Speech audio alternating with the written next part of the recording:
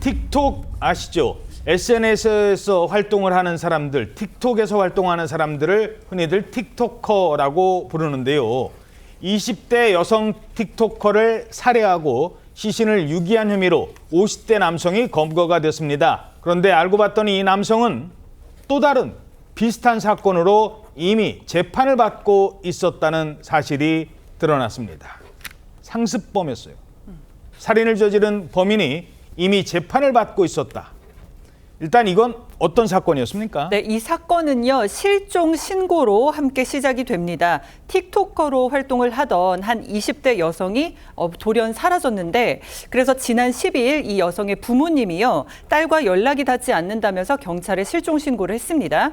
그래서 경찰의 추적이 시작이 됐는데, 이 여성 틱토커의 동선을 추적하던 경찰은요, 이 여성이 50대 남성의 차량을 타고 이동을 했고, 그리고 그 차량이 인천에서 전북 무주 방면으로 이동한 사실을 확인을 했습니다. 그리고 경찰은 전북 무주 인근에서 여성을 태워갔던 이 50대 남성을 발견을 했는데, 이 남성은요, 이 20대 여성 틱토커와는 말다툼을 한 뒤에 헤어졌다라고 이제 얘기를 했는데, 신분증을 제시를 요구하자 또 다시 도주를 했습니다. 그래서 50대 남성은 긴급 체포가 됐는데, 남성은 결국 20대 틱토커를 살해했다는 사실을, 그리고 시신을 유기했다는 사실 모두 인정했습니다.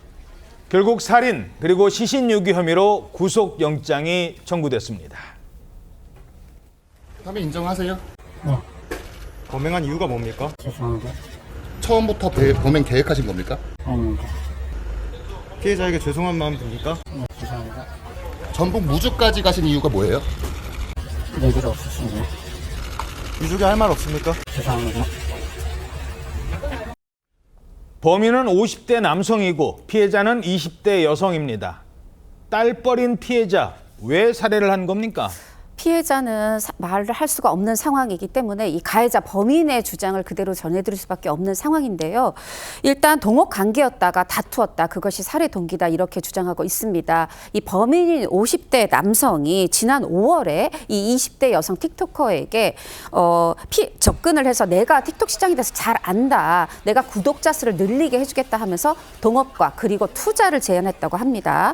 이 남성의 주장에 따르면 그래서 이렇게 동업 관계가 형성이 됐는데, 이 틱톡 채널의 운영과 관련해서 피해자와의 사이 의견이 서로 달랐다는 겁니다. 그리고 바로 지난 11일에 인천에서 영상을 촬영하다가 말다툼을 벌였고, 그것이 질식시켜서 살해하는 것으로 이어졌다, 이렇게 주장하고 있습니다.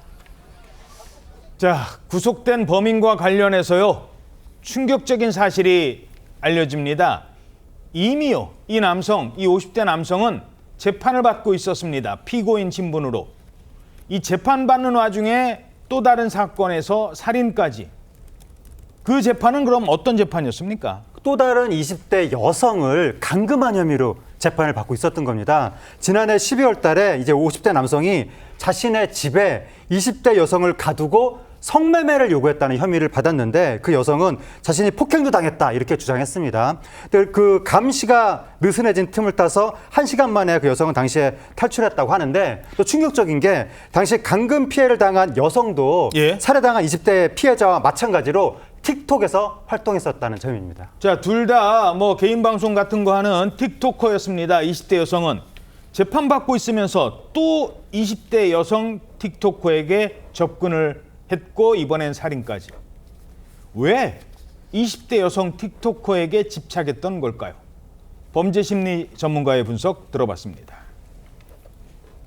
성적인 어떤 그 판타지 내지는 그 나쁜 판타지가 20대 여성한테 고착화되어 있는 것 같고요. 고정되어 있는 것 같고요. 공인으로 되어 있는 사람, 즉 셀럽이라고 하는 유명한 사람을 공격을 하면 그 사람이 신고를 안 할 것이다. 왜? 자기의 어떤 이미지 관리 때문에 이걸 좀 판단을 했던 것 같아요. 이런 사람들은 신고하지 않을 것이다? 이런 계산을 했다고요? 틱토커들도 유명인인 만큼 부정적인 이슈로 주목받기를 원하지 않을 것이라는 계산이 깔려 있을 수 있다는 분석입니다. 그런데 앞선 피해 여성의 경우에는 감금을 당했고 피해자 진술에 따르면 그날 폭행까지 당했다고 하는데 범인이 왜 불구속 상태로 재판을 받고 있었을까? 관련 보도에 따르면 당시 경찰은 이 남성이 자진 출석하면서 혐의를 인정하자 구속 없이 사건을 검찰에 송치했다고 합니다. 이에 따라 불구속 기소돼 재판을 받던 중에 또 다른 여성을 살해한 것인데 당시 경찰의 판단이 아쉽다는 비판이 나왔습니다. 그때 구속만 시켰어도 또 다른 피해자는 없었을 것 아니겠습니까?